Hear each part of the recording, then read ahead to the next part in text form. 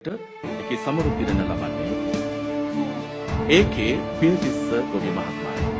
වාරිමාර්ග දෙපාර්තමේන්තුව සතු ඇදී මහා වාරිමාර්ග උපයෝගී කරගනිමින්